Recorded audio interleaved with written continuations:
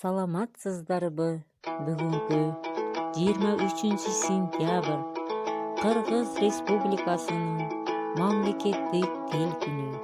Мындан 31 жыл мурун, тагыраак айтканда 1989 жылы 23-сентябрда кыргыз тили мамлекеттик тил деген статуска ээ болгон.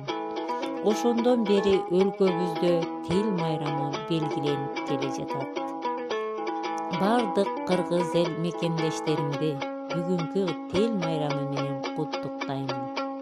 Тилсиз элдин тукуму курут болгон, тилин сактап калган эл улут болгон, ата салтын мурасын унуткандар акыл түбү тирүүлөй дудук болгон. Айткылачы досторум, кыргыз тили кимге керек, улут тилин билели деп айткан сөзгө эмне себеп? Кыргыз тили жашап турса, биз чыныгы улутпуз. Ата апа деген сөздөр бар үчүн биз улукпуз. Эне тилим бизге керек, биз кыргыздын уулубуз. Эне тилин сактай билген жаңы доодун муунубуз.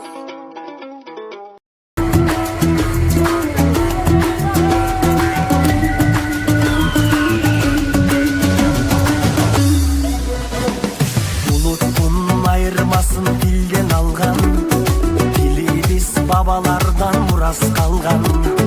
Öz өлкөң, öz tilin болгон үчүн, кыргызым жашап келет байыртадан. Эне тил ар бир жандын тили болот, эне тил жүрөгүңдүн үнү болот. Билбеген эне тилин маңкут бели, эл алдына чыгарбаган сүрү болот. Öz dilingdi kırgız kurba, bölök dilde mayın kurba. Ene dilin çangadardı, namızdan kılaran kurba.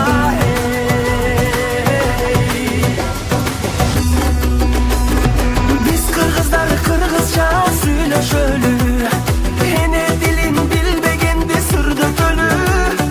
Kılımdardı karıtkan dili bizdi.